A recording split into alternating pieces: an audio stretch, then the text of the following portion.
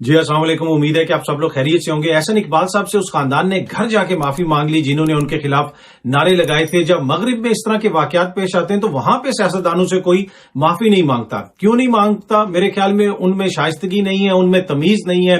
ہم تو بڑے، آپ کو پتا ہے، روایات والے لوگ ہیں، اعلیٰ ظرف والے لوگ ہیں، تو اس کی کیا تفصیلات ہیں، اس حوالے سے مختلف تبصرے ہو رہے ہیں۔ کچھ میں آپ کے ساتھ چیزیں شیئر کروں گا جو مغرب کے حوالے سے اور کچھ اس واقعے کے حوالے سے چیزیں ہیں، بڑی امپورٹنٹ ڈیٹیلز ہیں جو آج کی اس ویڈیو کے اندر آپ کے ساتھ شیئر کروں گا۔ ایک اور جو خبر ہے وہ کراچی سے، آپ کو پتا ہے کراچی پورا ڈوبا ہوا ہے، بلکہ اس وقت پوری ہر طرف آپ کو جمہوریت تیرتی ہوئی نظر آتی ہے، 14 سال کی گڈ گورننس نظر آتی ہے۔ اس کی کیا تفصیلات ہیں، اور شہباز شریف صاحب کے اندر کا جو وزیر اعلیٰ ہے یا پھر اندر کا جو ایک سٹی کا میئر ہے وہ کچھ عرصے کے بعد جاگ جاتا ہے، اور حالیہ عرصے میں بھی انہوں نے کچھ اجلاس وغیرہ کیے ہیں، تو اب دیکھتے ہیں کہ کیا کراچی کو وہ ڈائریکٹ اپنی کمانڈ میں لیں گے، کراچی میں وہ کیا کریں گے، اور اس کے ساتھ ساتھ پچھلی حکومت نے لاہور میں کیا کیا تھا جس کی وجہ سے لاہور کافی حد تک محفوظ ہوا، وہ تفصیلات بھی آج کی اس ویڈیو کے اندر میں آپ کے ساتھ شیئر کروں گا۔ اچھا، احسن اقبال صاحب سے ان کے گھر پہ جا کے اس خاندان نے معافی مانگی۔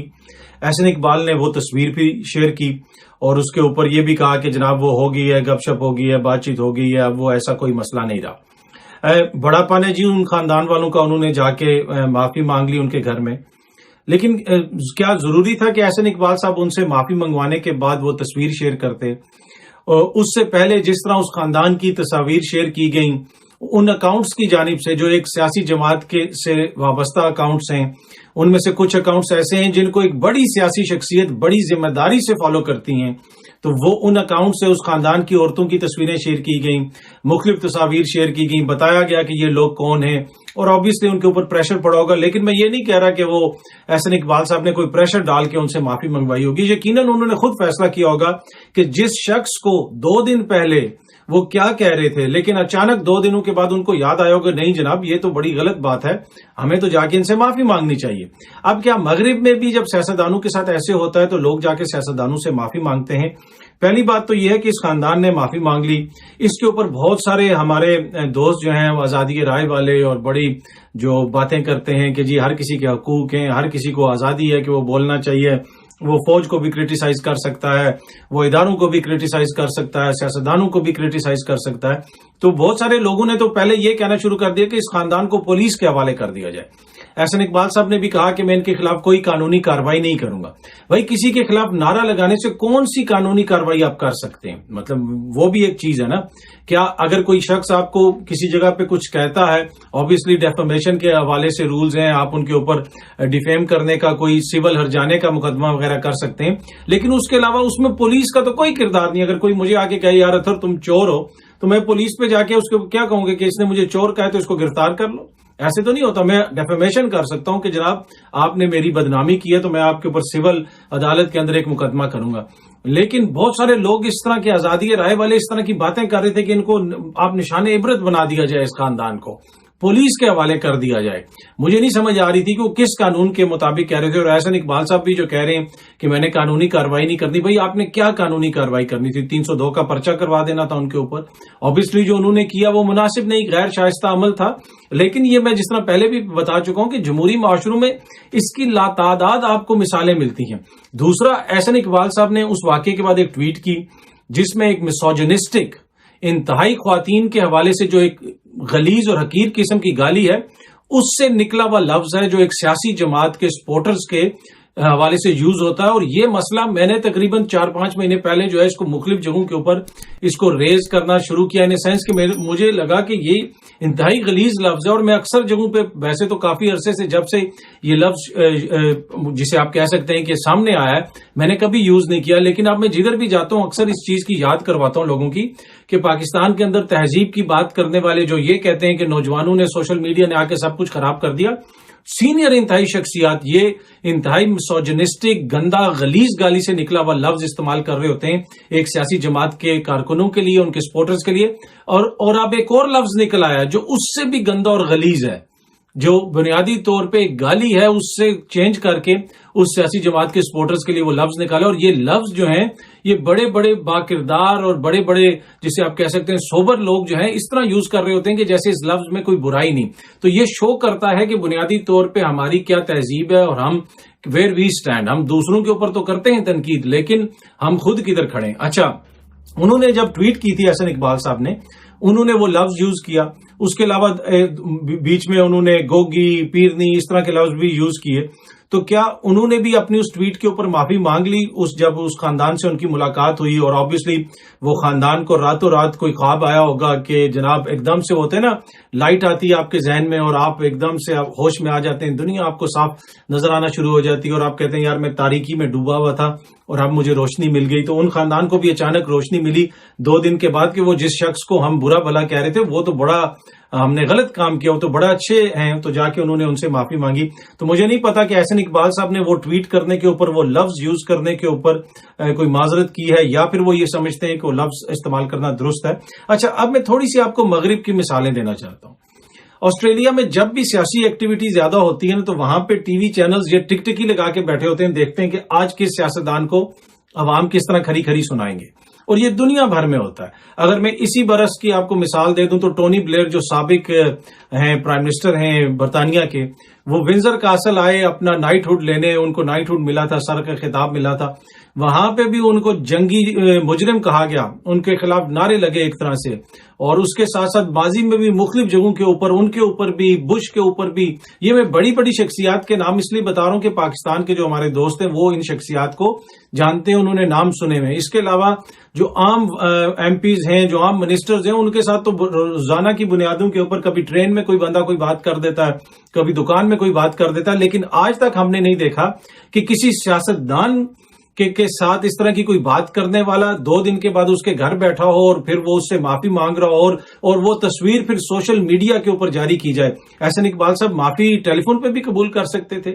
اگر وہ آگے تھے آپ کے گھر تو ضروری تھا کہ ان کی تصویر شیئر کی جائے اپنی انا کی تسکین کے لیے, اور پھر اس کے اوپر جو ہمارے دوستوں نے تبصرے کیے کہ واہ واہ واہ, آج تو پاکستان کی جو روایات ہیں اور آج جو پاکستان کا تمدن ہے اور آج جو پاکستان کی اخلاقیات ہیں اس کو 4 چاند لگ گئے. جب ایک پاورفل شخص عام شہریوں کو اپنے گھر بلا کے سامنے بٹھا کے تصویر کھنچوا کے ٹویٹ کرے اور ساتھ یہ کہے کہ انہوں نے آ کے مجھ سے معافی مانگ لی ہے, وہ میرا نہیں خیال کہ وہ جو ہے کوئی ایسی چیز ہے جس کے اوپر سیلیبریٹ کیا جائے. میں یہ نہیں کہہ رہا کہ ان کو زبردستی لایا گیا, یہ سمجھنے کی چیز ہے, لیکن کیا یہ اخلاقیات اجازت دیتی ہیں کہ ایک پاورفل شخص کمزور لوگوں کو سامنے بٹھا کے تصویر کھنچوا کے کہے کہ انہوں نے مجھ سے معافی مانگی ہے اور پھر وہ تصویر ٹویٹر پہ شیئر کرے؟ احسن اقبال صاحب خود مٹھائی لے کے ان کے گھر چلے جاتے نا اور کہتے کہ بتائیں جی میرا کیا جرم ہے, آپ نے کیوں کیا.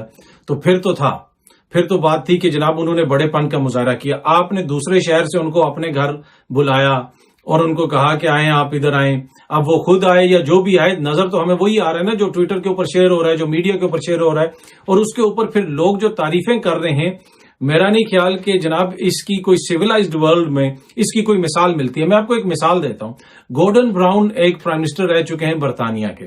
2010 میں جب وہ کمپین چلا رہے تھے, وہ اسی طرح گئے کہیں پہ, تو ایک خاتون تھی, بڑی عمر کی خاتون, انہوں نے اس کو گورڈن براؤن کو ایک طرح سے جناب پکڑ لیا, گھیر لیا اور بڑے سخت سوالات ان سے کیے. سخت سوالات اس لیے کیے کہ بڑے زینوفوبک ٹائپ سوالات کیے, جو کہ جی آپ اس ملک میں تارکین وطن کو کیوں آنے دیتے ہیں, یہ جو ہے ہمارا ملک خراب ہو رہا ہے. تو بڑے تنگ نظر ٹائپ سوالات نہیں ہوتے, رائٹ ونگ ٹائپ سوالات, جس کے اوپر میڈیا کو بھی بڑی تکلیف ہوئی ہوگی, عام لوگوں کو بھی تکلیف ہوئی ہوگی کہ یار یہ بڑی تنگ نظر خاتون ہے. تو گورڈن براؤن کو مائک لگا ہوا تھا, وہ اس خاتون سے ہٹ کے آگے اپنی گاڑی میں بیٹھے اور انہوں نے کہا کہ یہ بڑی تنگ نظر خاتون ہے, بڑی بگٹڈ خاتون ہے. انہوں نے اس کے لیے یہ لفظ یوز کیا, ٹھیک ہے. یہ انہوں نے آگے سے ریئیکشن دکھایا کہ یہ کس قسم کی تھی, حالانکہ وہ خاتون بڑی تنگ نظری والی باتیں کر رہی تھی, کچھ باتیں اس کی بڑی قابل اعتراض تھیں.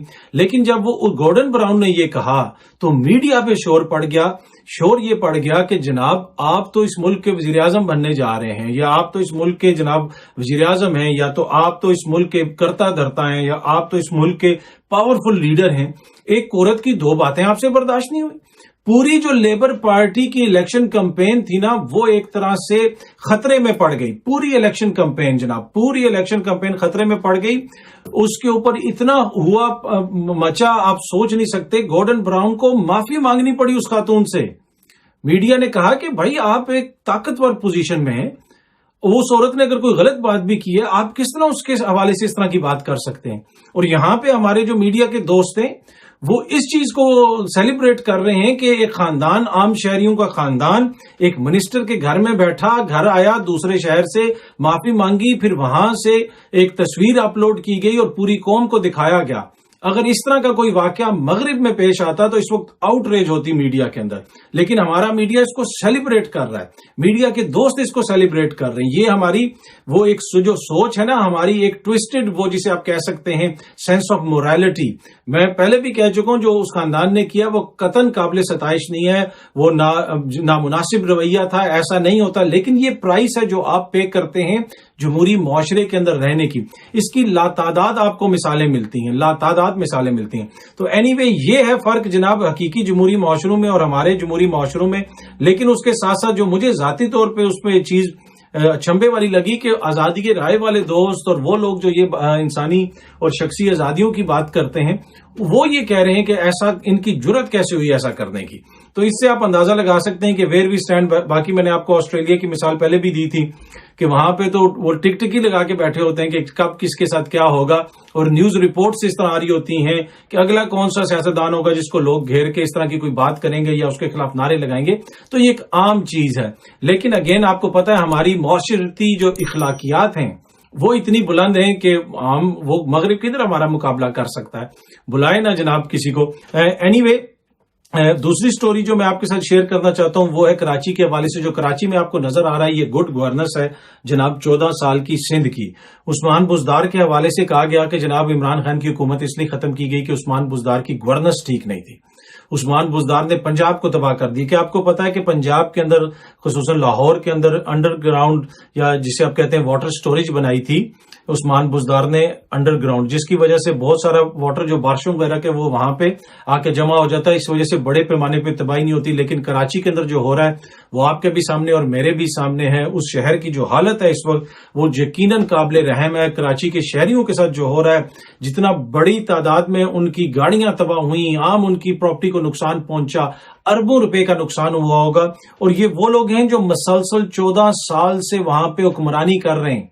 جو یہ کہتے ہیں نا کہ جی عمران خان کی حکومت ختم کر کے ان کی حکومت آگے، نہیں، یہ تو پہلے ہی حکمران ہے. یہ 14 سال سے سندھ میں 14 سال تو ابھی گن رہا ہوں نا، ویسے تو یہ 60 سے وہاں پہ حکمرانی کر رہے ہیں. بھٹو صاحب جب اس ایوب خان کے ساتھ تھے اس زمانے سے یہ لوگ ان کی سندھ میں حکمرانی قائم ہے. اور ابھی تک آپ دیکھیں کہ کیا حالت کر دی ہے کراچی شہر کی انہوں نے. لیکن اس کے اوپر جو ہے بڑی ڈٹائی سے جو ہے وہ ابھی بھی کہتے ہیں کہ جناب ہماری گورننس بھی بڑی اچھی ہے اور عثمان بزدار نے تباہ کر دیا تھا، عثمان بزدار نے صوبہ پورا تباہ کر دیا تھا.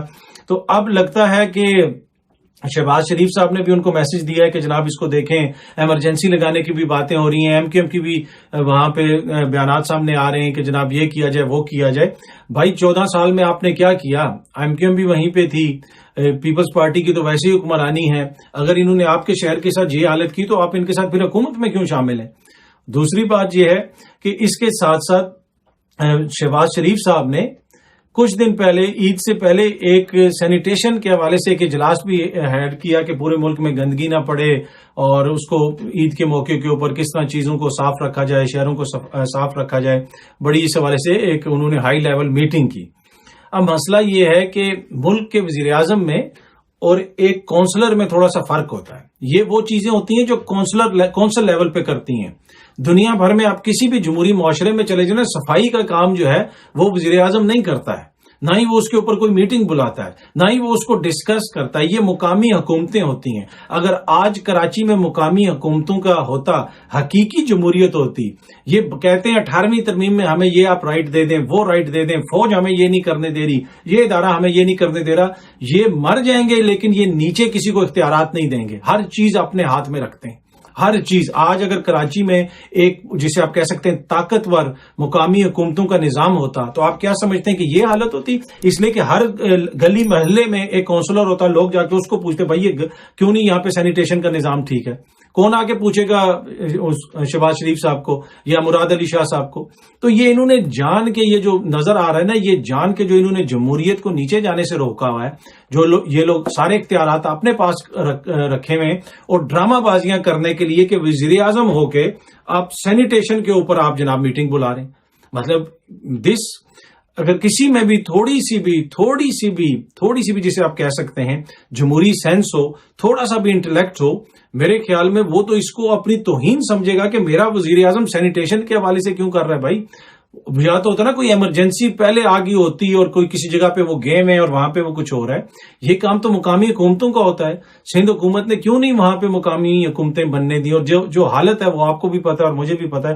اینی وے جناب, یہ ہے آپ کی 14-15 سال کی گڈ گورننس, جس کا نتیجہ یہ نکل رہا ہے کہ اب آپ دیکھ رہے ہیں کہ کراچی پورا ڈوب رہا ہے, اور اب کراچی کے ساتھ ساتھ سینٹر میں بھی ان کی حکومت آ گئی ہے, نااہل چلے گئے ہیں, اور اب پورے ملک میں یہ جو جمہوریت کی بہاریں ہیں جو ہمیں نظر آ رہی ہیں کراچی میں, بلاول صاحب جب وزیر اعظم بنیں گے تو وہ پورے ملک میں اس قسم کی بہانے لے کے آئیں گے. اینی وے کسی بھی جماعت کے ساتھ ہماری کوئی ذاتی تو وہ ہے نہیں ہے, رنجش تو ہے نہیں ہے. کوئی بھی ہو, کسی جگہ پہ بھی حکومت کرے, کسی کی بھی بیڈ گورننس ہو, عمران خان کی ہو, ان کی ہو, اس کے اوپر تنقید بنتی ہے. لیکن جو کچھ کراچی کے ساتھ یہ ان لوگوں نے کیا ہے اور جو اس وقت پاکستان کے ساتھ یہ لوگ کر رہے ہیں, میرا نہیں خیال کہ ایسی کوئی مثال ملتی ہے آپ کی ماضی قریب میں. امید ہے کہ یہ ویڈیو آپ کو پسند آئی ہوگی. بہت جلدی آپ سے دوبارہ ملاقات ہوگی. بہت بہت شکریہ. Thank you so much.